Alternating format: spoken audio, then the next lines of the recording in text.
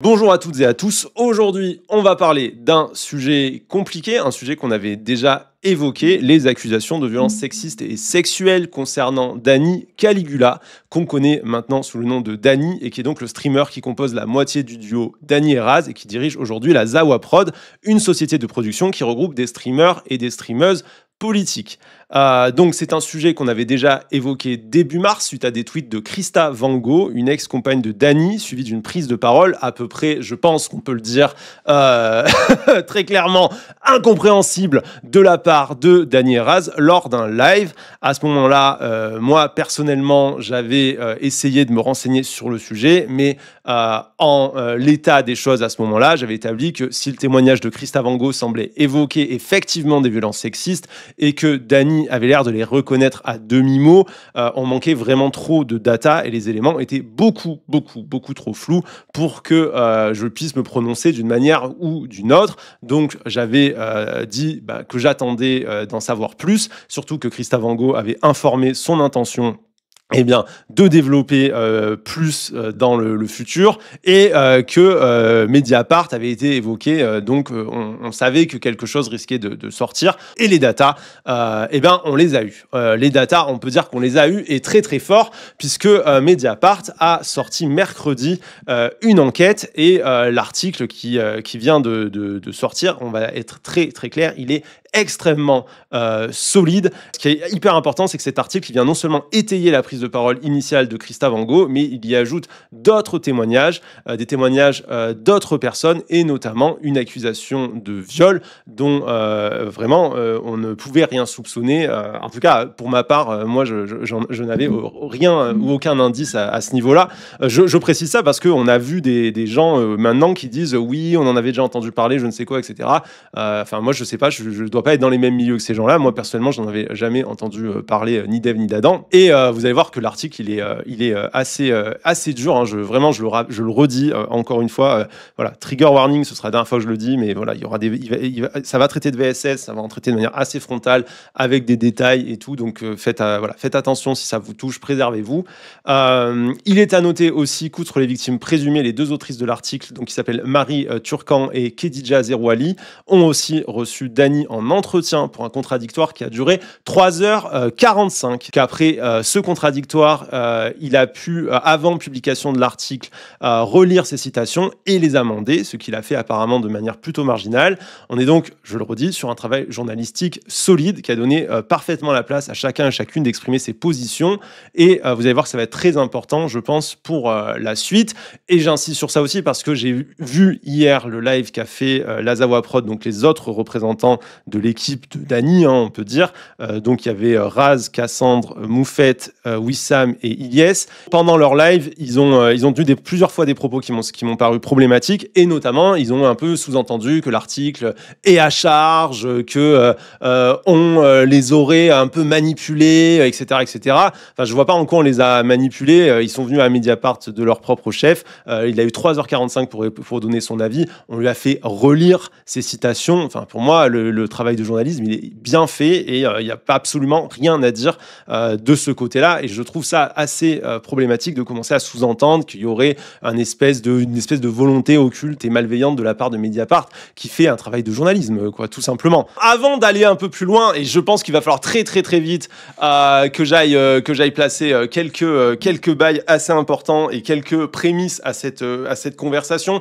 Mais ce qu'on peut faire, c'est que dans un premier temps, on va lire l'intro de l'article et ensuite on fera un point sur un ou deux trucs dont je veux qu'on parle avant de commencer plus largement. Donc l'article de Mediapart s'intitule « Violence psychologique et sexuelle, des femmes accusent Dani Caligula, le streamer montant de la gauche française ». Mediapart révèle qu'une ex-compagne du streamer Dani Caligula l'accuse de viol. Une autre fait état de violence psychologique. Le vidéaste populaire à gauche, qui a construit une partie de sa carrière sur sa croisade contre la gauche morale, nie une grande partie des accusations.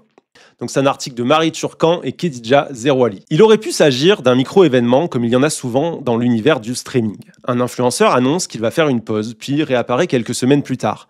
Mais l'aller-retour en ligne de Dani Caligula est la pointe d'un iceberg qui s'étend sur une décennie. Le 5 mars 2025, le streamer politique annonce se mettre en retrait de la chaîne de la plateforme Twitch sur laquelle il co-anime des émissions en direct, Dani et Raz, produit par la société Zawa Prod, dont il est l'actionnaire principal. Un jour, on va se faire cancel.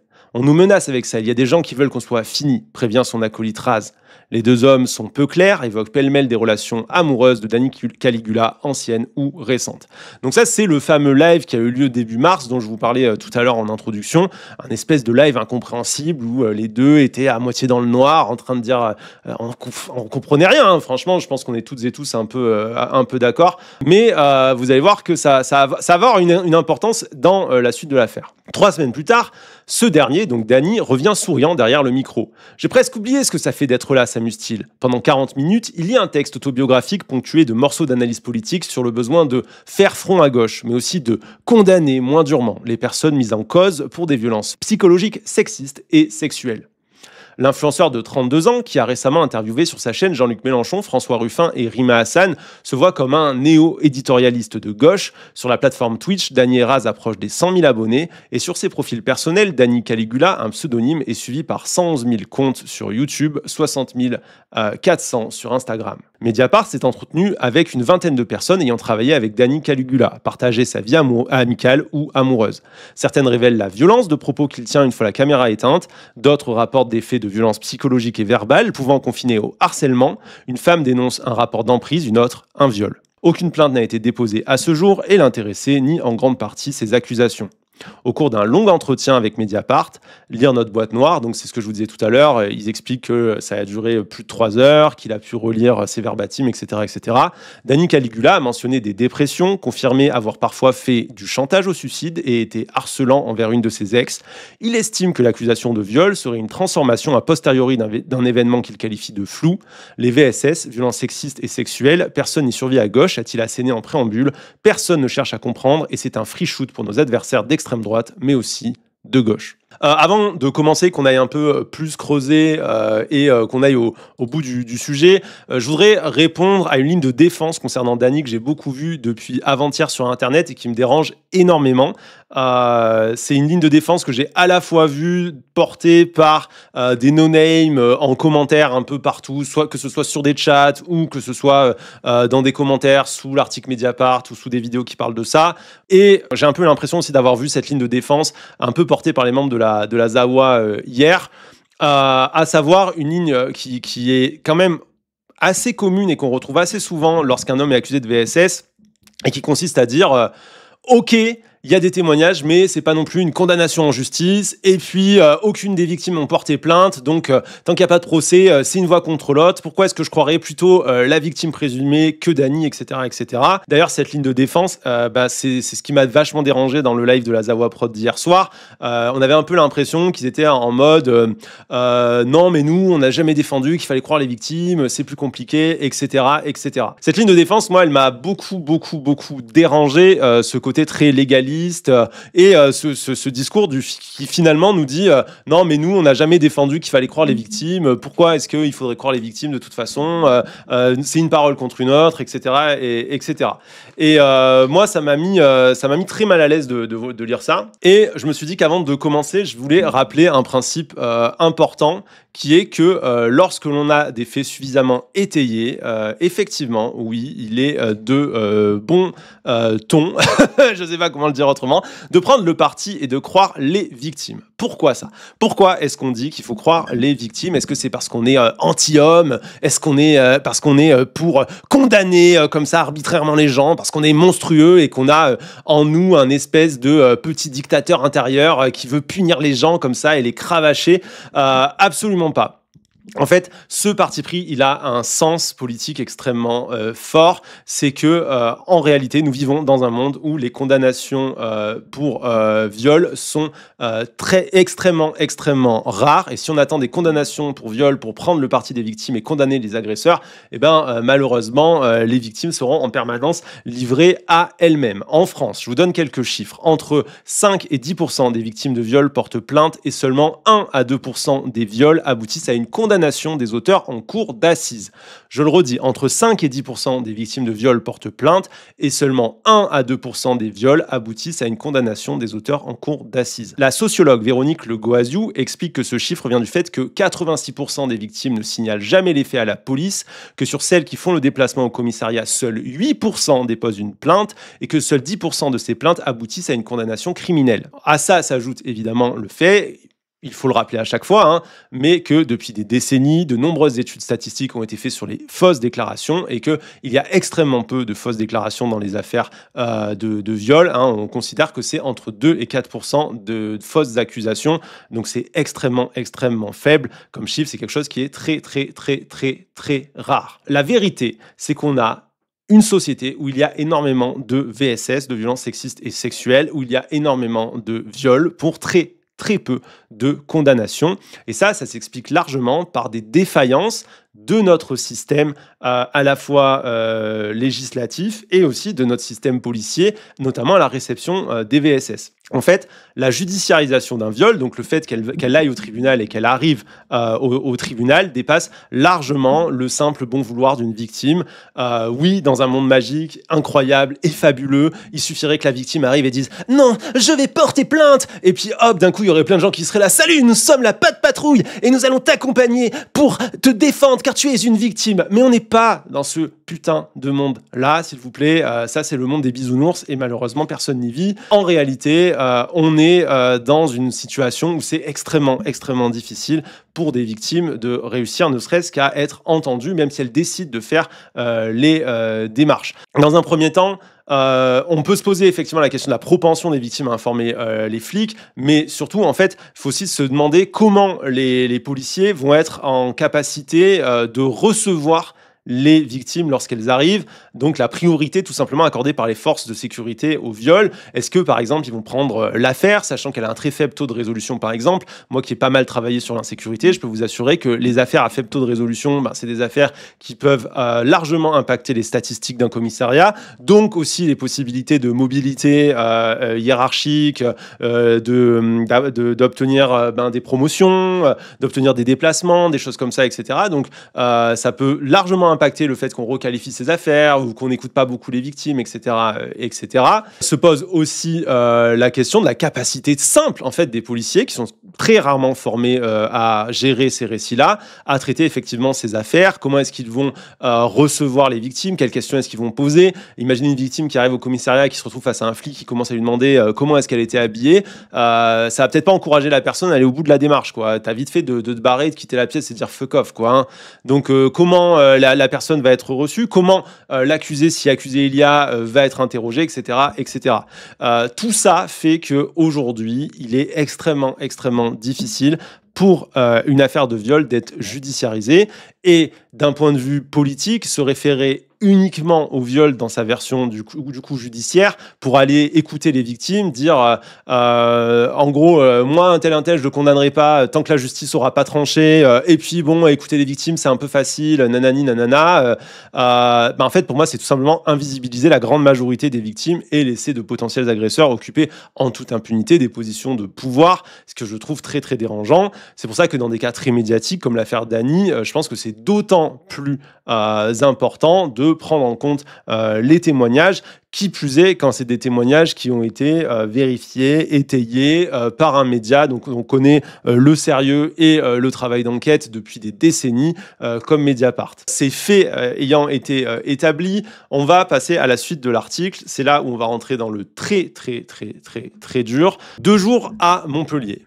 Marion a 32 ans. Si elle prend la parole aujourd'hui, c'est qu'elle n'a enfin plus peur de celui qu'elle appelle son violeur.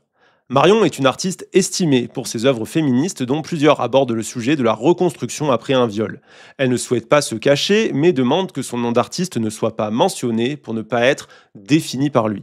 ce qui est une demande, je pense, extrêmement raisonnable, puisqu'on sait, hélas, que dans des cas de VSS où des femmes ou des victimes qui étaient des personnalités publiques ont parlé, eh bien, elles ont fini ensuite par être en permanence ramenées à ça, par plus jamais pouvoir faire une interview où elles pouvaient parler de leur travail, de leurs œuvres, etc., sans être en permanence ramenées à ce type de traumatisme. Donc, je pense que c'est un choix qui fait relativement sens. L'histoire qu'elle confie à Mediapart n'a jamais été rendue publique, mais elle l'a racontée à d'autres au fil des années, son ancienne colocataire, sa mère, son frère, des amis et d'anciens proches de Dani Caligula. Ces derniers et dernières confirment une constance dans les faits rapportés. Ça va être très important pour plus tard, gardez-le bien en tête. Marion et Dani Caligula ont 18 ans lorsqu'ils entament une relation amoureuse à distance en mai 2011, qui se solde par une rupture 4 mois plus tard. Commence alors un flot d'appels et de messages. Il m'appelle bourré pour me traiter de pute, puis le lendemain pour s'excuser. Il m'écrit tout le temps, souvent très tard la nuit. Il me dit qu'il a envie de se tuer. Un comportement que le streamer confirme à Mediapart, expliquant avoir été à ce moment-là dans une dépression qu'il n'avait jamais vécue d'une telle ampleur. Dani Caligula étudie alors à Montpellier. Après 2 mois de détresse, insultes et chantage, Marion accepte de faire un détour pour le voir en décembre 2011. Je me disais, s'il meurt, ça sera ma faute. À son arrivée, Marion raconte découvrir avec surprise un Dani Caligula tout content qui aurait tenté de l'embrasser d'office. Elle refuse. Alors il propose un câlin puis essaie de me prendre la main. Il continue de gratter des marques d'affection, des bisous dans le cou, affirme-t-elle. Dans la chambre du logement étudiant du jeune homme, il aurait de nouveau tenté de l'embrasser. Elle aurait refusé avant de céder tout en tentant de mettre des distances. Dani Caligula aurait alors entamé un nouveau chantage au suicide. Il se tient entre moi et la porte, se braque et me dit « Si tu ne couches pas avec moi, c'est que tu me trouves laid, et si tu me trouves laid, je n'ai plus qu'à mourir. » Le streamer aurait alors menacé de s'ouvrir les veines. Je lui dis de ne pas le faire, il me répond « Donc on peut coucher ensemble ?» Je finis par céder. De la relation sexuelle qui a suivi, Marion dit ne pas garder de souvenirs, à part une dépersonnalisation, de voir la scène au-dessus, en étoile de mer complètement amorphe. Il a eu ce qu'il voulait, conclut-elle aujourd'hui. Au réveil, Dani Caligula aurait été extatique. Marion encore choquée. La journée passe, il aurait insisté pour lui offrir des cadeaux en ville. De retour dans la chambre, je regarde les trains pour partir, mais il me flique, me demande ce que je fais sur mon téléphone et veut que je reste encore une nuit. Puis, assure l'artiste, la scène de la veille se serait reproduite. Il me redit « Tu ne me trouves pas beau ?» et me dit qu'il va se tuer dans la salle de bain. Il me parle de son rasoir, il me dit comment il va faire, se rappelle Marion. Cette fois, dit-elle, elle arrive à prétexter un mal de ventre pour éviter un rapport sexuel, mais elle accepte de le masturber mécaniquement. Une nuit passe et l'angoisse de Marion atteint son paroxysme au réveil. Je me suis mise à halter, je n'arrivais plus à respirer, j'ai fait une énorme crise de panique. Il a alors complètement changé d'attitude, m'a accompagné au tram et m'a lâché là. Auprès de Mediapart, Dani Caligula nie toute contrainte physique ou psychologique, un élément essentiel en droit français pour qualifier un viol. Bien qu'il reconnaisse une zone de flou sur les événements et reconnaît avoir parlé de ses envies suicidaires. Mais c'est Dani qui parle, je ne m'en suis pas servi pour lui imposer quoi que ce soit. Pour moi, je ne l'ai pas menacée, je ne l'ai pas contrainte, elle pouvait partir, elle pouvait me dire non. C'est beaucoup trop grave. Si elle m'avait dit non, vraiment en mode je ne veux pas faire ça ou arrête, je me serais arrêté. On reviendra sur cette ligne de défense qui est très problématique tout à l'heure. J'avance, je passe toute la zone, tu reviendras morceau par morceau sur l'ensemble du truc et pour expliquer à quel point les choses sont graves. Il reconnaît toutefois qu'il avait conscience que ce n'était pas le Big Love ce week-end-là et suppute qu'elle était mal à l'aise car elle aurait entamé une relation amoureuse à Paris avec un autre homme. Sur la crise d'angoisse de Marion, il confirme « Je me rappelle qu'elle me dit qu'elle veut rentrer plus tôt, finalement parce que c'était trop inconfortable, c'est une mauvaise idée. » Lors de l'échange avec Mediapart, Dani Caligula a d'abord indiqué s'être masturbé seul le deuxième soir. Confronté à la version de Marion, il a finalement confirmé lui avoir demandé de le faire, mais selon lui, il ne franchit pas les lignes. Témoignage assez glaçant d'une extrême violence. Un élément assez important, et à nouveau, là, j'ai vu pas mal de détracteurs souligner ça, et ça m'a à nouveau pas mal énervé, puisque c'est un argument qu'on voit à chaque fois dans ce genre d'affaires. C'était, en gros, pourquoi est-ce que la victime a mis autant de temps à parler. Donc on reviendra plus en détail sur les accusations de viol, mais je voulais vraiment revenir sur ce point, parce que ça a été pas mal instrumentalisé, à nouveau, dans des commentaires, dans des chats, etc., par certains défenseurs de Dani. En gros, des gens qui écrivent si c'était si grave, pourquoi elle a attendu aussi longtemps pour en parler. Et d'ailleurs, on verra plus tard dans l'article que Dani lui-même joue un peu avec cette idée, puisqu'il y a un moment dans l'article où il dit j'ai l'impression que cette accusation de viol, elle vient plus tard. J'ai l'impression qu'il y a quand même une post-rationalisation qui transforme cette situation en accusation de viol. Argument extrêmement problématique, ça c'est un discours qu'on entend presque à chaque fois qu'une personne est accusée de VSS et du coup je pense que c'est pas mal important de rappeler quelques points sur le sujet. La chercheuse Linda S. Williams explique qu'il est très difficile pour les victimes de réaliser qu'elles ont subi un viol quand celui-ci ne correspond pas à un certain stéréotype social. Elle appelle ce stéréotype le classic rape, c'est-à-dire selon elle le viol classique qui est celui commis dans la rue par une personne étrangère à la victime.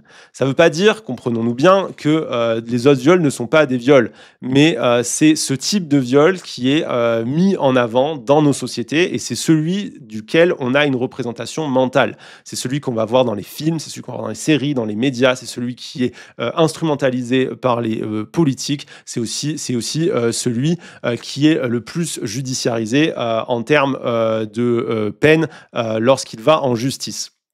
Évidemment, c'est un énorme problème parce que ça montre un décalage entre la réalité du viol et la représentation que nous avons toutes et tous du viol. Concernant la justice, par exemple, je rappelle que s'agissant du consentement, ce n'est qu'au début des années 90 que la Cour de cassation commence à reconnaître factuellement dans ses condamnations l'existence du viol au sein du couple, les années 90. Alors qu'en réalité, le monde dans lequel on vit est un monde où le viol de rue, ce fameux classic rape fait par une personne inconnue, ce n'est pas du tout le viol le plus commun. En 2018, un rapport d'information de l'Assemblée nationale nous apprenait que sur les 108 000 victimes de viol de l'année 2017, 91% connaissaient leur agresseur qui était dans 45% des cas le conjoint ou l'ex-conjointe. Donc ça, c'est la réalité du viol. Malheureusement, les gens ne le savent pas. Du coup, les victimes de viol, elles ont tendance à se référer aux stéréotypes pour comprendre ce qui leur est arrivé. Et si le contexte du viol ne leur semble pas correspondre à l'image sociale du classic rape, elles vont parfois ne pas comprendre qu'elles ont subi un viol.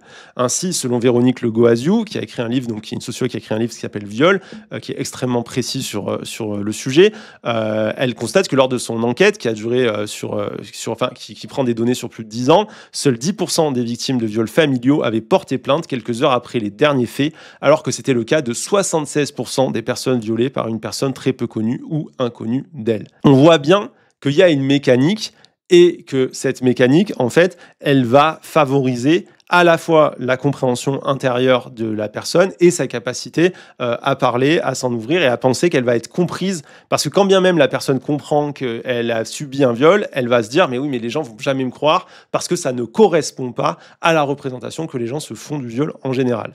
Donc évidemment, dans ce cadre-là, porter plainte, ça devient extrêmement difficile, tout simplement parce que souvent, la victime ne sait pas qu'elle en est une, donc elle a un chemin gigantesque à faire avant d'arriver à se faire la représentation. Le chemin emprunté par les victimes est souvent long et douloureux pour identifier et reconnaître l'agression subie, pour en parler et plus encore pour la dénoncer. C'est pour ça que ça prend du temps. À chaque affaire de VSS, on nous ressort la même carte du « ah oui, la personne aurait dû parler avant, pourquoi est-ce qu'elle n'a pas parlé à ce moment, elle parle que maintenant, pourquoi avoir attendu ?» Et on s'en sert pour mettre une anathème, un doute sur la parole de la victime, sur le mode de si elle le fait maintenant, c'est qu'elle a quelque chose à y gagner. Au fond, ça la dérangeait pas tellement avant, etc., etc. Sauf que non. En fait, c'est qu'il y a un process, il y a des représentations sociales associées au viol qui sont étudiées par des chercheuses, des juristes, par des gens qui sont en permanence au contact de victimes, des associations, etc., etc., et qui remarquent toutes et tous la même chose. C'est que sur certains types de viols, la parole est plus facile à faire que sur d'autres, qu'il y a évidemment des problèmes énormes dans la réception des victimes de viol dans la chaîne juridique, ce qui fait que beaucoup de victimes ne parlent pas, mais que, qui plus est, simplement être capable de comprendre qu'on a été victime de violence quand on en a été victime, ça peut prendre littéralement des décennies. Et donc, vraiment, tout argument qui joue sur cette notion de temporalité est bon pour la poubelle, j'insiste énormément sur ça. Cet argument est caduque, non valable, totalement démonté et défoncé par l'intégralité des données qu'on a sur le viol. J'espère qu'on est clair sur le sujet. Donc, on a un témoignage très net qui décrit donc des VSS incontestables. suivent donc des messages postérieurs. Marion est formelle, il sait que je l'ai vécu comme un viol. Danny Caligula, lui, assure que Marion ne lui aurait jamais dit directement. J'ai l'impression que cette accusation de viol, elle vient plus tard. J'ai l'impression qu'il y a quand même une post-rationalisation qui transforme cette situation en accusation de viol. Donc vous voyez, ce jeu sur la notion de temps que je viens d'expliquer et qui, à mon sens, est très problématique, et je trouve que cette ligne de défense ne vaut rien. La jeune femme a pourtant explicité la façon dont elle a vécu la chose à 2 reprises par écrit. En avril 2013, elle lui dit « Ce qu'il s'est passé là-bas était vraiment terrible, tu m'as fait du chantage au suicide pour qu'on couche ensemble ». Elle précise à l'époque qu'elle ne l'accuse pas de viol, ce qu'elle fera plus tard. Danny Caligula répond « Tu viens de sérieusement m'inquiéter, mais admets quand même qu'il a dû être lourd et qu'il a dû insister pour qu'ils se remettent ensemble pendant ce week-end et qu'ils se revoient par la suite. » Et ajoute « Je n'ai pas souvenir non plus de t'avoir entièrement forcé, surtout qu'à part le premier jour où tu me repoussais un peu, on s'est comporté amoureusement, ensuite jusqu'à ton départ. » En mars 2014, alors qu'il la contacte à nouveau par message, elle est ferme. « Tu m'as forcé à Montpellier, je n'avais pas envie, pas le choix, j'ai fait des cauchemars, des insomnies, des crises d'angoisse et de spasmophilie interminables, sans réussir à mettre le mot sur ce qui n'allait pas, refusant le terme, comme tu ne t'en rappelles peut-être dans notre dernier échange. J'ai regretté des tas et des tas de fois de ne pas avoir porté plainte, je trouve ça injuste que tu t'en sois sorti sans aucune conséquence. » Danny Caligula confirme avoir lu ces messages, mais estime encore aujourd'hui que son ex-compagne l'accusait seulement de harcèlement ou d'une zone grise. En revanche, il admet lui avoir envoyé des messages non désirés, je reconnais que c'est fondé. Marion a souvent hésité, mais elle n'a pas déposé plainte. Je ne crois pas à la justice, je veux une reconnaissance de la société, de sa société, je veux qu'il se demande comment on fait pour que ça ne se reproduise pas. Je rêve de ne plus le voir exister sur Internet, qu'il fasse un autre métier qui ne lui procure pas un tel pouvoir social. Sa mère soutient ce choix, bien qu'elle l'ait encouragé au début à se tourner vers la justice. Bien sûr, dans une société parfaite, on se dit on y va, souligne-t-elle auprès de Mediapart. Mais là, le résultat risque d'être pire et il faut être en état de le supporter. À l'évocation de la possibilité de quitter la scène publique, Danny Caligula s'agace et invoque la gauche. Donc c'est une peine sociale. C'est là où j'ai un problème politique, et je ne suis pas seul. De nombreuses féministes, personnes queer, afroféministes, particulièrement aux États-Unis, savent à quel point il y a quelque chose qui est loin d'être de gauche là-dedans. Il poursuit, si je prends ça d'un côté négatif, je me dis aussi, au fond, ce qui la dérange vraiment, c'est que j'ai du succès. Je suis obligé de le penser. Si j'étais boulanger, est-ce qu'elle en ferait toute une histoire? Donc là, je devrais reconnaître quelque chose que je n'ai pas fait et perdre mon métier. On va revenir sur tout ça. On va revenir sur tout ça au fur et à mesure. Évidemment, ça va pas du tout. La ligne de défense de Danny, elle est catastrophique. On pourrait descendre jusqu'à Christa Van Gogh et après, on fait un petit point sur le viol en lui-même déjà. Après ce week-end à Montpellier, le jeune homme envoie encore de nombreux messages à Marion, la dénigre, lui dit qu'elle lui manque, critique ses tatouages et ses œuvres. Parallèlement, des commentaires haineux anonymes apparaissent sur le blog de Marion pendant plus d'1 an. T'es idiote ou tu le fais exprès en avril 2012. Putain, mais c'est trop de la merde ce que tu fais en juillet 2012. Je n'arrive pas à savoir si tu manques cruellement de vocabulaire ou si tu fais semblant d'être simplette en novembre 2012. Danny Caligula nie en être à l'origine, à part un commentaire sur Facebook, mais concède avoir été proche de certains auteurs, l'un d'entre eux étant son colocataire Nicolas. Auprès de Mediapart, ce dernier se rappelle que le streamer se présentait comme la victime après la rupture. En août 2012, alors qu'ils ne se parlent quasiment plus, Danny Caligula envoie une photo à Marion. Une image de ses testicules en gros plan. Les couilles inoubliables, précise-t-il dans la conversation consultée par Mediapart. Il ajoute que le cliché serait toujours mieux que le livre que l'artiste s'apprête à publier. De l'autre côté du téléphone, Danny Caligula aurait été ivre et hilar, se remémore Nicolas, présent à ses côtés. Je me souviens qu'elle a répondu « Je pleure » par écrit. Je me suis rendu compte que ça allait trop loin. Concernant la photo de ses parties intimes, le streamer dit aujourd'hui le regretter énormément, précisant avoir envoyé le cliché à la moitié de son répertoire. Vraiment, ça me fume. La ligne de défense de Danny, on va y revenir dessus en détail, mais elle est catastrophique, quoi. Après la conversation de 2014, les échanges entre Danny Caligula et Marion prennent fin. La jeune femme s'enfonce dans le mal-être. Sophie, avec qui elle a habité des années plus tard au Canada, se souvient que Marion qualifiait systématiquement ce qu'il s'était passé de viol. C'est la première fois que je voyais quelqu'un qui avait tellement envie de mourir, racontait la Mediapart encore émue.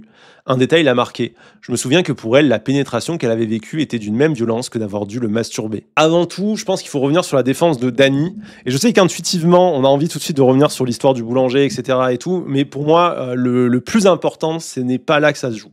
Le nerf de la guerre, il est ailleurs. Pour moi, il est dans ce passage de l'article, je cite, où Danny dit auprès de Mediapart, Danny Caligula nie toute contrainte physique ou psychologique, un élément essentiel en droit français pour qualifier un viol, bien qu'il reconnaisse une zone de flou sur les événements et reconnaît avoir parlé de ses envies suicidaires. Citation de Danny. Mais je ne m'en suis pas servi pour lui imposer quoi que ce soit. Pour moi, je ne l'ai pas menacée, je ne l'ai pas contrainte. Elle pouvait partir, elle pouvait me dire non.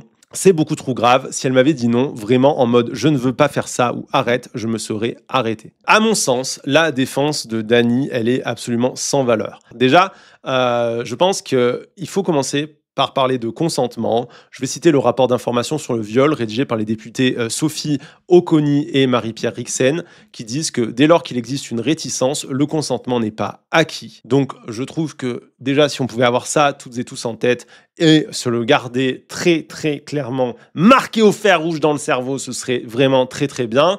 Le coup de si elle m'avait dit non, je suis désolé, mais c'est pas possible. On voit dans le récit de Marion qu'elle a exprimé vraiment de toutes les manières possibles son refus, des réticences et plus que des réticences. Et ça n'a pas arrêté Dany. Mais en plus, si on va sur la question même tout simplement du viol, et si on regarde l'affaire, en se basant vraiment sur la définition française du viol dans la loi, vous allez voir que en se référant aux données qu'on a par l'article Mediapart, on est incontestablement sur un viol, quelle que soit la version de Dany de toute manière. Petit rappel sur ce qu'est un viol selon la loi française. Selon le code pénal français et l'article 222-23, le viol se définit comme, je cite, tout acte de pénétration sexuelle de quelque nature qu'il soit commis sur la personne d'autrui par violence, contrainte, menace ou surprise. Alors, c'est une définition, je le sais, pas besoin de me le dire, hein, c'est une définition qui est souvent critiquée parce qu'elle a effectivement énormément de limites en réalité par rapport à la diversité des situations de viol, mais il se trouve que dans le cas qui nous intéresse, si on s'en tient à la stricte définition du code pénal, eh bien, toutes les cases sont cochées. Je le redis, toutes les cases sont cochées. On va faire morceau par morceau. Déjà, concernant l'acte de pénétration sexuelle, il est tout simplement reconnu à la fois par la victime et par Dany. Donc sur ça, il n'y a pas de doute ni de discussion. Reste à savoir si, concernant cet acte, il y avait violence, contrainte, menace ou surprise. Et la réponse est oui, non pas pour une de ces différentes caractéristiques, mais pour deux. Premier point, la contrainte. Je rappelle qu'une contrainte peut être physique, effectivement, c'est ce que on a toutes et tous en tête quand on nous dit contrainte, mais qu'elle peut aussi être morale. Ça, c'est quelque chose qui n'a pas été inventé par le wokisme, hein. Le droit français reconnaît déjà en 1857 le viol comme étant, je cite à nouveau, un abus sexuel contre la volonté de la personne, que le défaut de consentement résulte d'une contrainte physique ou morale. C'est quelque chose qui existe dans le droit français depuis extrêmement longtemps. Ça veut donc dire que pour qu'il y ait contrainte, il n'est pas nécessaire forcément de tenir une personne physiquement ou de s'en prendre à elle physiquement. D'autres comportements peuvent être considérés comme relevant de la contrainte et la Cour de cassation note d'ailleurs que la contrainte peut être, je cite à nouveau, faiblement marquée et résulter seulement, je cite encore, d'une situation. Si vous reprenez notre cas, la situation de chantage, le fait qu'il empêche la victime de sortir de la pièce, les discours où il explique qu'il va se suicider, etc., tout ça marque une situation de contrainte morale. Donc nous avons déjà, rien qu'avec ça, un viol caractérisé, et ça, que ce soit la version de la victime ou la version de Dany. J'insiste, parce que la défense de Dany ne nie ni la pénétration, ni le chantage, etc. etc. Sa défense, c'est oui, mais elle n'a pas dit clairement non, en fait. Mais cette ligne de défense est sans valeur. Le viol est caractérisé, que ce soit dans le discours de la victime ou dans le discours de Dany, même s'il n'utilise pas le mot, ce qu'il raconte, sa version des faits, ce qu'il raconte est bel et bien un viol. J'ajoute à ça que le chantage rentre aussi dans une seconde catégorie, donc pas uniquement dans la contrainte. Le chantage s'inscrit aussi dans une autre catégorie qui est celle de la menace. Donc, je cite encore la Cour de cassation, la menace peut revêtir différentes formes, pression exercée sur la victime à l'aide d'une arme, intimidation verbale ou chantage. Si vous prenez juste ça, dans l'affaire Dany, on voit qu'il y a effectivement et indéniablement à la fois une contrainte et une menace ayant été à l'origine d'une pénétration sexuelle. Donc un viol, et ça, je le redis, qu'on prenne la version de la victime ou la version de Dany. Parce que, en fait, Dany, dans sa défense, a reconnu les faits de viol. Si vous prenez vraiment ce qu'il dit du début à la fin, en fait, tout ce qu'il dit caractérise tout simplement un viol. Et le fait que Dany ait fait ça, c'est un comportement finalement assez typique des violeurs dans des affaires de viol ordinaires. Je repars sur l'histoire du classique viol, du classique rape. Le classique rape, donc le viol classique, c'est une représentation qu'ont les victimes, mais c'est aussi une représentation qu'ont parfois les agresseurs. Et justement, ils vont avoir tendance à ne pas se percevoir comme des agresseurs parce qu'ils se disent « Non mais attends, j'ai pas attaqué une femme dans la rue en lui arrachant ses vêtements sous la menace d'un rasoir. » Donc ils ont tendance à ne pas se percevoir eux-mêmes comme étant des agresseurs, ce qui explique, je pense en partie, pourquoi Dany est allé répondre à Mediapart et aller dire tout ce qu'il a dit à Mediapart, qui en fait, si on pense d'un point de vue purement légal, l'incrimine d'une certaine manière. Je cite encore Véronique Legoaziou, qui est donc sociologue et qui a écrit sur le viol, qui explique que beaucoup d'agresseurs sexuels ne se considèrent pas comme des violeurs dès lors qu'ils n'ont pas accompagné le viol d'actes de violence physique, mais en réalité, du point de vue de la justice, la contrainte, la violence, la menace ou la surprise peuvent prendre des formes très différentes. On est d'accord que Dany ne reconnaît pas formellement le viol parce qu'il y a des gens qui disent ça. Lui, à aucun moment dans l'article, ne reconnaît le viol. Je viens de vous lire l'article, lui, il ne dit pas le mot viol. Par contre, tout ce qu'il dit, selon la définition légale du viol, est un viol légal. Voilà. Est-ce que vous comprenez bien l'importance du truc ? C'est-à-dire qu'on a quelqu'un qui dit non, mais attendez, c'est pas un viol. Non, machin, c'est pas un viol. Et tout ce qu'il dit dans les faits reconnaît en fait un déroulé qui est un viol en fait. En fait, moi, ça fait des années, si vous voulez, que je suis sur Internet.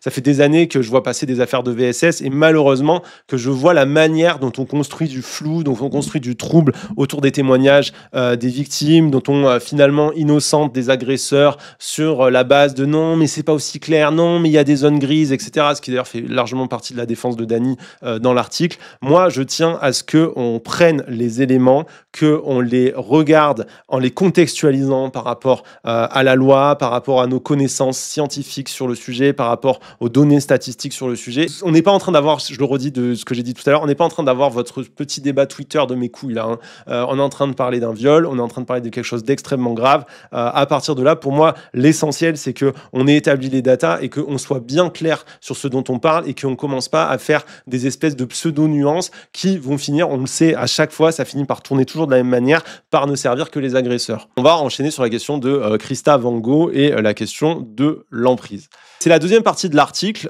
qui traite d'autres problèmes relatifs à Dany.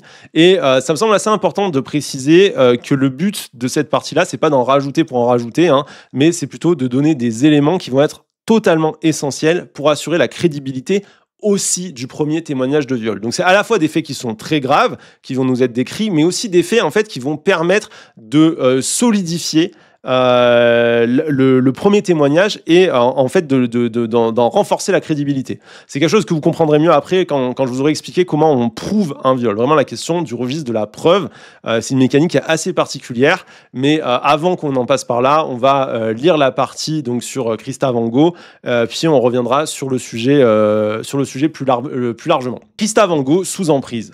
Nicolas, l'ex-colocataire, n'a plus de nouvelles de Dany Caligula pendant des années. Jusqu'à ce jour de mars 2025, où il prend connaissance du témoignage de Christa Van Gogh. Il la contacte. Je lui ai dit que je la croyais, j'étais surpris de reconnaître des mots similaires à comment il m'avait fait me sentir. Depuis le début de l'année, Christa Van Gogh enchaîne les publications sur sa relation avec le streamer avec qui elle a été de mai 2022 à fin 2023 sans le nommer. Je ne sais pas ce que j'espérais, c'était un peu comme une bouteille à la mer, explique-t-elle à Mediapart. Elle parle en son nom car, dit-elle, c'est pas à moi d'avoir honte.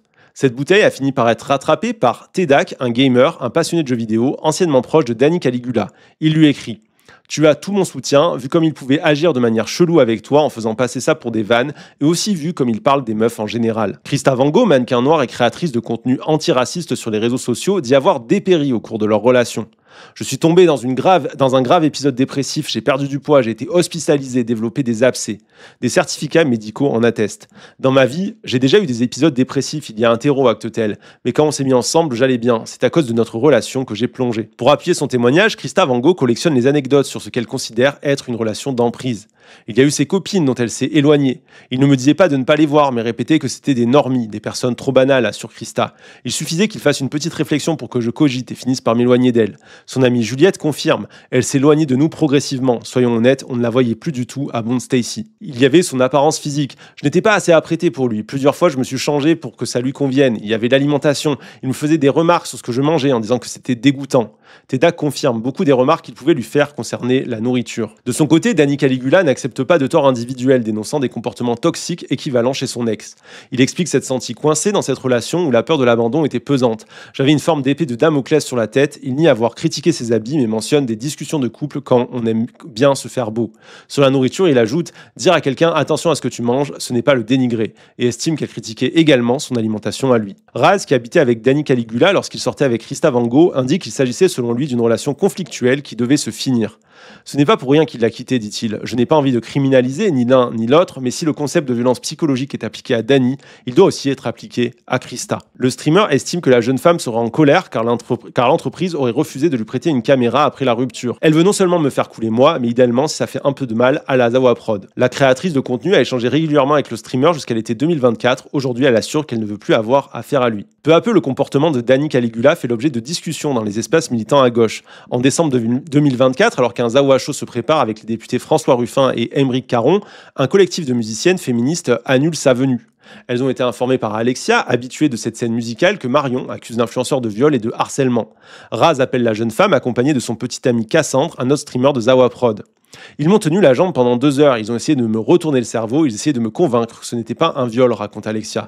Interrogé par Mediapart, Raz répond « Je comprends que ce soit pris comme une défense, mais Danny, c'est quelqu'un qui, à 18 ans, n'a pas su gérer son premier amour, ses débuts de relation, sa dépression, sa période suicidaire hyper vénère. » Et explique « L'important pour nous, vu que le collectif de DJ se retirait, c'était de pouvoir assurer que ce genre de comportement, même s'ils avaient eu lieu, était de l'ordre du passé et que depuis, nous n'avons jamais rien constaté de cet ordre dans ces relations. » En discutant avec des gens qui sont sortis avec Danny, en le voyant relationné, on a constaté que la question du chantage, de la coercition, être un agresseur sexuel n'était pas pertinente, ce n'était pas quelque chose qu'il a fait avec les gens qu'on connaît. Bon, évidemment, cette partie du témoignage, elle est un peu étrange parce que du coup, c'est un peu en mode finalement, on était informé, on savait que il y avait des soupçons et tout, et d'ailleurs ils l'ont confirmé dans leur live d'hier, et on a mené l'enquête, et non, mais finalement il n'y avait pas de problème dans ces relations. Bon, avec Christa, ça se passait méga mal parce que du coup, clairement, ils ont connu Danny lorsqu'il était avec Christa, avec qui il y avait une relation absolument affreuse, qui vient de nous être décrit juste avant. Et là, ils nous disent non, mais en le voyant relationner, on a constaté que ça allait, quoi. Oh, on n'a pas vu de coercition, on n'a pas remarqué d'agression sexuelle. Enfin, comme si les agresseurs se vantaient auprès de leurs potes, comme si c'était dans l'intime des gens. Et en plus, il y a une relation problématique que tu peux observer. Donc, je trouve la ligne de défense de Raz caduque, quoi. Pour moi, elle ne fonctionne pas, elle fait pas tellement sens. La chaîne Twitch Danny et Raz a beau s'approcher aujourd'hui des 100 000 abonnés, un beau chiffre dans l'univers du streaming français, le duo peine à sortir de son statut d'outsider. Danny Caligula l'impute à ses positionnements politiques, au fait qu'ils ne viennent pas de classe privilégiée. Ce qui dérange, c'est comment on parle de l'intersectionnalité, comment on parle de féminisme blanc, comment on parle de gauche molle. D'autres doutent toutefois de cette analyse, rappelant que le binôme traîne surtout une réputation de boys club virulent. Un jour, j'ai dit clairement que je ne voulais rien avoir avec eux, car je trouvais leur rhétorique antiféministe et que Danny avait des casseroles au cul sans trop préciser, rapporte Moody, une streameuse. Danny m'a proposé de l'appeler, s'est placé comme un mec queer victime de rumeurs, m'a demandé de laisser une chance à son contenu, et je l'ai cru. Pendant 1 an, je me suis abstenu de tout commentaire, avec le recul, je trouve ça ridicule. Ultia, une autre streameuse bien rodée sur Twitch, abonde. Il y a une espèce d'omerta autour de Danny et Raz. On m'a déjà mis en garde sur le fait que leur communauté est hyper virulente. Se faire harceler par une communauté avec qui on n'a aucun lien, c'est une chose, mais là, c'est la gauche. C'est censé être mon clan à moi aussi. Ils attaquent beaucoup de monde et ensuite se réfugient derrière la remarque, ils ne comprennent pas, c'est la gauche molle. On va revenir sur la deuxième partie. Alors pourquoi est-ce que les témoignages de Christa Van Gogh, les témoignages de Nicolas, l'ex-colocataire, et même ceux de Ultia et Moody sont aussi importants? Parce que c'est pas juste à charge, c'est pas juste pour en rajouter pour le plaisir. C'est qu'en fait, ils vont constituer des éléments décisifs dans la caractérisation du viol décrit par Marion au début de l'article. Ça va nous permettre vraiment de montrer que cette histoire de viol, ça va pas être juste finalement deux personnes qui se seront retrouvées l'une et l'autre dans une situation, on ne saura jamais vraiment ce qui s'est passé, etc., etc. Ça va faire partie en fait d'un ensemble d'indices qui vont permettre de caractériser un viol, et pas juste pour des journalistes, mais aussi pour des juristes, parce que en fait, il y a une manière très particulière, une mécanique très spécifique dans la manière dont on prouve les viols, et ça vient de la difficulté spécifique qu'il y a justement à prouver quelque chose comme un viol. Je reviens à ce que dit Véronique Le Goaziou, donc qui écrit sur le sujet et qui explique que le viol est sans doute le crime le plus difficile à établir parce qu'il n'existe souvent à proprement parler aucune preuve de viol. D'ailleurs, dans les tribunaux, 80% des affaires de viol sont classées car l'infraction est considérée comme insuffisamment caractérisée, ce qui signifie en fait que le parquet n'arrive pas à déterminer les circonstances des faits avec suffisamment de précision. Elle explique pour qu'il y ait viol, deux éléments doivent être réunis: une pénétration sexuelle et l'absence de consentement de la victime. Je rappelle que là, on se réfère au droit français. Or, parvenir à cette conclusion peut être particulièrement difficile, notamment si les faits sont anciens. L'auteur est certes très souvent connu de la victime, mais celle-ci étant la plupart du temps l'unique témoin et les traces physiques faisant défaut des années après, que reste-t-il à la justice sinon à confronter les récits des faits, s'appuyer sur des témoignages, enquêter parmi les proches et le cas échéant, tenter de déceler le sens des signes traumatiques manifestés par les victimes.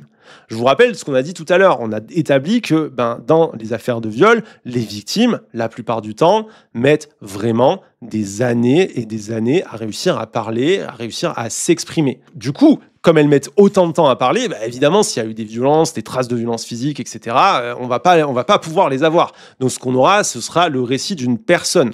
Et à ça s'ajoute le fait que, comme l'explique à nouveau Véronique Le Goaziou, de toute façon, même quand des examens médicaux sont faits quelques heures après un viol, même si on constate une pénétration, qu'on récupère avec une expertise génétique les preuves que l'auteur et la plaignante ont bien été en contact, ça reste très difficile de prouver que les rapports sexuels ont été effectués contre la volonté des plaignants.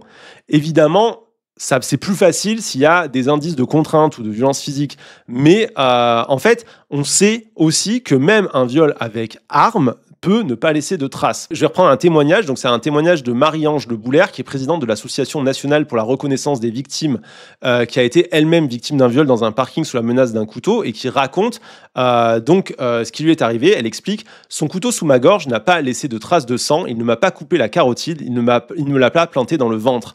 Pourtant, il y avait bien un couteau. Et donc, elle raconte comment elle se fait agresser. Donc, c'est le classique rape quasiment, dans un parking par un violeur en série qui la menace avec une arme. Ça ne laisse pas de traces. Dans un article, Renaud Clément, qui est le chef de l'unité médico-judiciaire au CHU de Nantes, explique que dans les cas de viol, l'examen médico-légal ne constate des lésions que dans 10 à 30% des cas et que dans 70 à 80% des cas, il n'y a pas de traces traumatiques physiques. C'est hyper important pour expliquer que lorsqu'on parle de viol, le registre de la preuve, il est très très complexe. On imagine souvent que oui, non, mais il y aura forcément des traces, des lésions d'une manière ou d'une autre. Sauf que non, en fait, on a le chef de l'unité médico-judiciaire du CHU de Nantes qui nous le dit très clairement, 70 à 80% des cas, il n'y a pas de traces traumatiques physiques. On a Marie-Ange Le Boulaire qui nous explique, même quand on te met un couteau sous la gorge, ça peut ne pas laisser de traces. Donc, au final, se baser sur uniquement l'expertise médico-légale ou uniquement des traces de violence, ça ferait que ce serait quasiment impossible de caractériser un viol. D'autant plus que, je le rappelle, la contrainte peut prendre bien des formes et, comme l'explique Véronique Le Goaziou, la victime peut ressentir une terreur inouïe entre les mains de son agresseur, même sans coup ni menace. Une victime peut tout à fait être saisie d'une peur paralysante, donc ce qu'on appelle un phénomène de sidération, qui fait qu'elle ne va pas se battre ou réagir. C'est pas que la victime se laisse faire ou je ne sais quoi, je suis désolé, c'est badant de ouf, mais je veux vraiment être clair sur ces sujets-là. C'est une réponse physiologique à une situation de danger, une mécanique où en fait il va y avoir l'activité corticale qui se fige, ce qui provoque une anesthésie émotionnelle et physique, et donc dans ce genre de cas, on n'aura pas forcément de preuve physique de contrainte parce que la personne ne sera même peut-être pas du tout débattue, elle aura même pas du tout réussi à bouger, quoi. Mais on sera toujours incontestablement dans un viol. Dans le cas de l'accusation de viol contre Dany, on est dans un cas où les preuves, elles sont typiquement extrêmement difficiles à établir. Il n'y a pas d'image, il n'y avait pas une caméra, il n'y avait pas de photo ou je ne sais pas quoi, il n'y a pas eu d'expertise médico-légale juste après, et la personne, effectivement, elle prend la parole publiquement quasiment 14 ans après les faits. Donc, Comment faire pour établir si c'est véridique ou non, si on réfléchit en termes de registre de la preuve? Moi, je le redis, je défends vraiment cette idée de croire les victimes, mais puisque manifestement ça a l'air de faire douter des gens, je vous propose qu'on réfléchisse aussi vraiment en suivant le cheminement d'administration de la preuve qui est celui aussi de la justice, d'accord? J'espère que vous comprenez l'utilité de faire ça, parce que vous allez voir que dans l'intégralité de l'article, il y a énormément d'éléments qui suffisent de toute façon à prouver et à caractériser déjà ce viol. Dans le cas dans lequel on est, ce qui va permettre d'établir un viol, en fait, c'est le travail sur ce qu'on appelle les dires antagonistes des parties, pour le dire tout simplement, sur la parole des différentes personnes et des différents protagonistes qui vont permettre d'établir le déroulé des faits. Pour ça, on va chercher dans les témoignages des indices concordants qui démontreront ou non la véracité du dire. Donc, on peut commencer de manière très simple, en allant, j'ai envie de dire, par le chemin le raccourci, le chemin le plus court. Est-ce que l'auteur reconnaît les faits? Tout simplement. Y a-t-il un aveu? Ce qui est la meilleure des preuves. C'est pas parfait, parce qu'il y a 2-3 spécificités juridiques autour de l'aveu, mais voilà, ça peut quand même aider à avancer. Donc, y a-t-il un aveu? Si ce n'est pas le cas, est-ce qu'il y a au moins reconnaissance de la rencontre avec la victime? Y a-t-il reconnaissance de la relation sexuelle? Est-ce qu'on reconnaît une possible contrainte ou une absence de consentement? Donc, dans notre cas, revenons sur l'affaire Dany, on constate que Dany reconnaît quasiment tout le récit de la victime, il reconnaît le chantage au suicide, il reconnaît la relation sexuelle avec pénétration, il reconnaît le harcèlement dans cette relation, il nie seulement, en fait, la contrainte. Donc, on a déjà, en fait, beaucoup d'éléments qui vont dans le sens, factuellement, de la victime. Mais ces éléments, il faut les corroborer. Donc, on peut se dire, ok, c'est déjà beaucoup, mais est-ce que c'est suffisant? On peut continuer à creuser. Est-ce qu'il y a eu d'autres fois, par exemple, où Dany Caligula a eu des comportements relevant de violences sexistes et sexuelles avec d'autres femmes, par exemple? Question tout à fait pertinente lorsqu'on a une personne accusée de viol. C'est là que les deux témoignages, à la fois de Christa Van Gogh et de Nicolas, son ex-colocataire, deviennent parfaitement essentiels. Parce que c'est des témoignages qui racontent chacun à des moments différents dans le temps, avec deux personnes qui finalement ne se connaissaient pas avant 2025, des comportements de violence envers les femmes. D'un côté, on a une ex-compagne qui décrit, je cite, une relation d'emprise. De l'autre, un ancien ami qui raconte qu'au cours des années, il a vu Dany avoir régulièrement des comportements très problématiques envers les femmes de son entourage, comme lorsqu'il a envoyé cette fameuse photo de ses testicules à Marion. Donc vous voyez l'importance de ces témoignages-là, à quel point c'est pas juste là pour enfoncer Dany ou je ne sais quoi. En fait, tout ça, ça vient complètement corroborer le récit de la victime. J'insiste parce que j'ai vu que dans la défense de la Zawa d'hier, il y avait vraiment un truc de ouais, Mediapart, ils ont fait un article à charge ou je sais pas quoi. Pas du tout, en fait. C'est quelque chose qui permet d'établir des faits, qui permet de dessiner un profil d'agresseur et de détailler le discours d'une victime. Ça veut pas dire, attention, qu'un homme exemplaire, sur qui on trouverait pas toutes les infos qu'on trouve sur Dany, ne pourrait pas être un violeur. Mais si on essaie de savoir si un viol est plausible, le fait que quelqu'un envoie des photos de ses couilles, appelle son ex pour la traiter de pute et fasse preuve d'emprise dans ses autres relations, j'ai envie de dire, ça tend quand même à rendre la version de la victime plus crédible, quoi. On est même très crédible. À ça s'ajoute un autre travail qui est qu'une fois qu'on s'est intéressé à l'agresseur, on va faire on va avoir le même process de boulot en s'intéressant cette fois à la victime. Le travail qui va être fait autour de la victime, c'est qu'on va essayer de chercher ce que les juristes appellent des éléments probatoires, donc des preuves qui peuvent venir étayer la parole de la victime. Par exemple, des signes de troubles psychiques survenus après les faits, notamment du stress post-traumatique. On va aussi essayer de vérifier si les déclarations des victimes sont fiables et crédibles. En gros, ce qu'explique le chercheur en droit François Desprez, c'est que dans les affaires de viol, face à l'absence d'éléments matériels, une grande attention est portée aux déclarations de la victime. Donc on prend en compte son récit des faits et le comportement qui a été le sien suite à l'acte. Donc ça, évidemment, si vous suivez un peu, c'est quelque chose qui est un peu polémique. Le récit des faits, c'est une chose, ça veut dire que on écoute ce que la personne a dit, nanana, on essaie de contextualiser ça et tout, mais le comportement qui a été le sien suite à l'acte, ça veut dire qu'on regarde si la personne s'est comportée de la bonne manière, une manière qui serait celle d'une bonne victime. Vous voyez ce que je veux dire? C'est forcément un peu bizarre parce que, en gros, c'est des juges qui observent en fait la concordance du comportement de la victime avec celui qu'ils attendent d'une manière assez abstraite d'une personne placée dans les mêmes circonstances. Mais la vérité, c'est qu'on n'est pas des robots et 3 victimes ne vont pas se comporter exactement de la même manière. Tout le monde ne se comporte pas comme un juge l'imagine, etc. Et tout. Et donc, c'est quand même une partie du process que je trouve assez compliqué. Voilà, ce qu'on appelle le syndrome de la victime parfaite, exactement. Une personne qui n'aura pas le bon comportement de victime, on va avoir du mal à l'écouter ou à la croire et tout. Donc, c'est quelque chose dont je ne suis pas forcément fan, mais voilà, qui fait partie du process. En plus de ça, les juges vont aussi essayer de connaître les modalités de révélation des faits, le processus de dévoilement du viol dans le temps, à quel moment est-ce que la victime en a parlé la première fois, à qui est-ce qu'elle en a parlé, etc., etc., comment, quel terme elle a utilisé, est-ce qu'elle en a parlé plusieurs fois à des personnes, est-ce que les versions ont changé, tout ça. Pour vérifier ça, ils vont beaucoup s'appuyer notamment sur les dires de l'entourage. Est-ce que la victime a parlé à des proches, quel terme elle a utilisé, quelle est la constance dans le temps du récit, le but étant d'établir la crédibilité de la victime. Ce qu'on voit dans le cas d'Annie, c'est que Marion, la victime présumée, a bien coché toutes les cases, quoi. On a une constance dans le récit, par exemple, qui vient corroborer, que viennent corroborer différentes personnes à travers les années. Je cite l'article, hein. L'histoire qu'elle confie à Mediapart n'a jamais été rendue publique, mais elle l'a racontée à d'autres au fil des années. Son ancien colocataire, sa mère, son frère, des amis et d'anciens proches de Dani Caligula. Ces derniers et dernières confirment une constance dans les faits rapportés. Vous voyez pourquoi c'est hyper important cette notion de constance. Plus loin, il y a le témoignage de la colocataire aussi, donc la colocataire de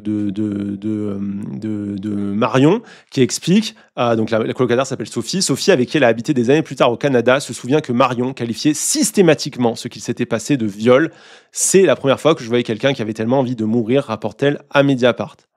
Donc, on a des éléments qui montrent que la personne, elle s'est pas réveillée un matin en disant « Ah oui, regardez, j'aime pas Dani Caligula et la Zawa Prod, ils ont trop de succès que je veux qu'ils tombent. » En fait, non, on a quelqu'un qui, depuis des années, parle de viol. Même dans les messages envoyés à Dani, on voit clairement la notion de contrainte, de violence être évoquée. On voit que c'est quelque chose qui dure depuis vraiment longtemps. D'ailleurs, le fait que Marion, elle qualifie les faits de viol à peu près dès 2014. Même si elle dit pas exactement le terme, la manière dont elle décrit les choses, c'est quand même assez clair, hein. Elle dit, je cite encore l'article, hein, « Tu m'as forcé à Montpellier, je n'avais pas envie, pas le choix. J'ai fait des cauchemars, des insomnies, des crises d'angoisse et de spasmophilie interminables sans réussir à mettre le mot sur ce qui n'allait pas, refusant le terme, comme tu t'en rappelles peut-être dans notre dernier échange. J'ai regretté des tas de fois de ne pas avoir porté plainte. Je trouve ça injuste que tu t'en sois sorti sans aucune conséquence. » On voit que Marion, dès 2014, elle parle de viol, elle est extrêmement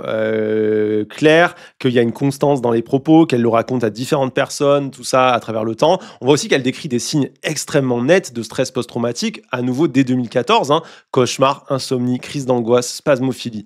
Donc, en termes de preuves, au-delà des témoignages, on a en fait d'un côté un agresseur présumé qui reconnaît une grande partie des faits et dont tout le comportement en termes de VSS peut être corroboré par plusieurs personnes de son entourage, et de l'autre, une victime au récit crédible, constant depuis des années auprès de ses différents entourages et qui décrit très clairement les signes d'un traumatisme important depuis plus de 10 ans, avant de parler à Mediapart, avant que Christa Vango ait pris la parole sur Twitter, etc., etc.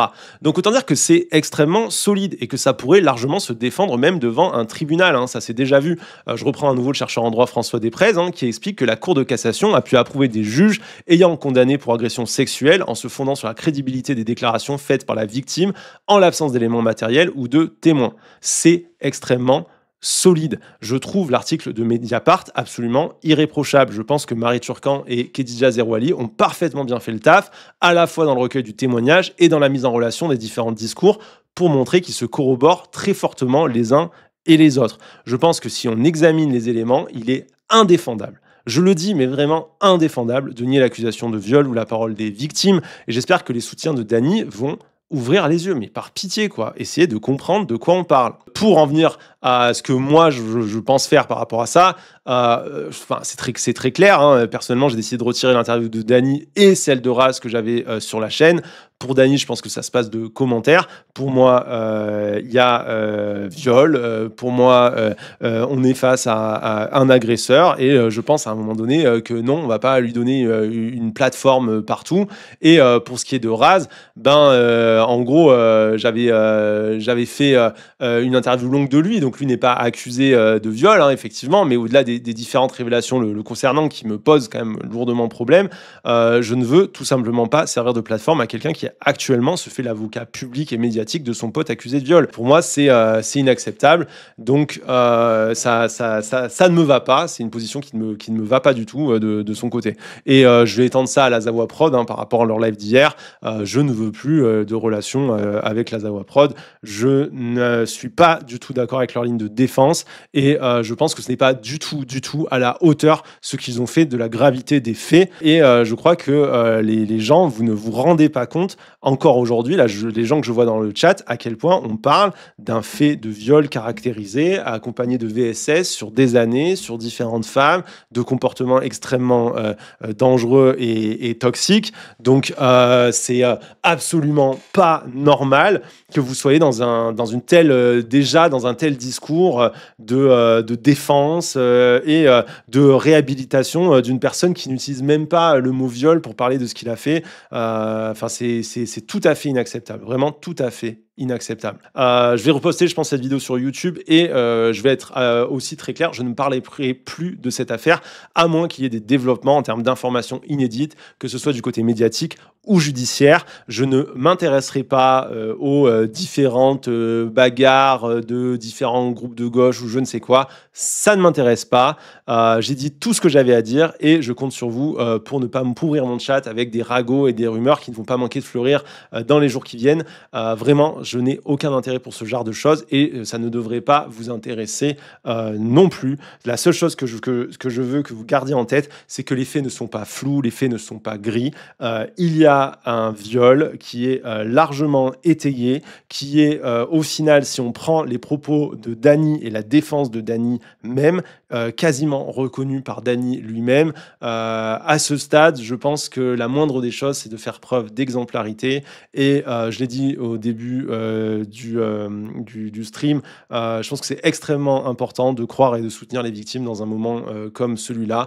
Il faut qu'on soit à la hauteur et par pitié, ne laissez pas vos affects entraver votre humanité, quoi.